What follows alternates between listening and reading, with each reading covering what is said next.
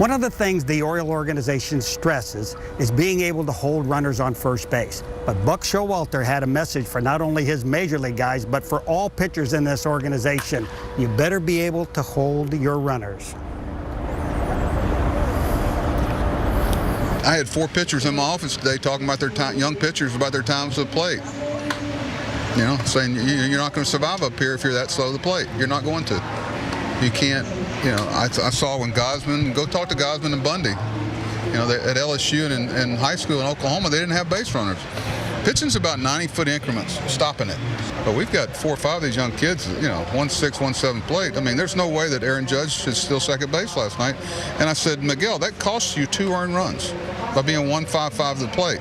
Because Castillo was 1-8-3 the second, and he's safe by 1/10 of a second. Do the math. That costs you 2 earned runs. And if you want to break it down, it costs you money. More importantly, it costs us a W. So, I want them to hear it. So understand, you are not going to pitch up here at one, but I don't want you to be 1-7 on one pitch and 1-3 on another pitch. Well, I think he can run. Well, that's bad for your delivery. You can't have 2 different deliveries.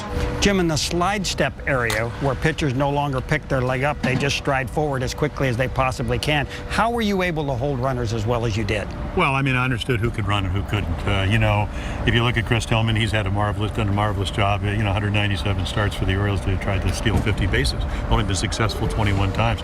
He watches the runners. One of the things you want to do is make a base runner stop.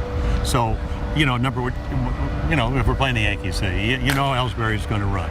Ellsbury's one of the best base stealers. Go back 3 or 4 years, he had some injuries. But if you talk to Chris Tillman, he said he'd watch him, and if when he was going, feet were shuffling, he's going to run. When he stopped, he wasn't. So before he went out to the mound, you kind of knew what he was going to do. And you got to, looking over your shoulder, you can do it. The other thing is, I think, Demper, you'd like to be ideally with a fast runner on first base under 1.3 seconds. In other words, when I wind up and deliver the ball, I get it to you, the catcher, under 1.3 seconds. How do I do that? I can slide step, where I cut down my leg kick, or I can speed up my windup. One of the best was Mike Messina. Mike could do it. They said when he was a kid, that's what he'd do. He'd go down and copy windups, but he would speed up his windup. Ray Miller used to say, never seen anybody do it as well as him. So the same amount of tempo, the same stuff, the same location, be able to speed up his windup. How do you do it? You work on it. How important is it to vary your times going to home plate?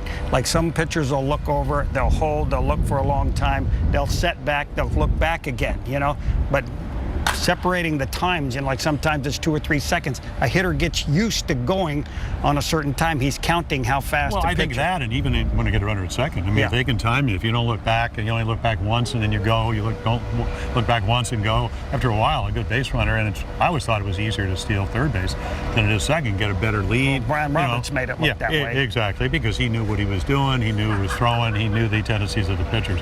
But at the end of the day, if you want to pitch on this Oriole team, and if you're a Castro, you're a Noah, if you're a Yacobonis, you're going to have to be able to hold runners, because otherwise Buck Showalter's going to have a problem bringing you into ball games. And you want to make money in this game?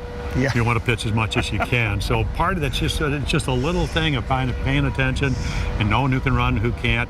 And again, when you show them the slide step, I only did it maybe 3 or 4 times a game, but at the end of the day, if they know in the other dugout that you can do it, it changes the dynamics of the running game.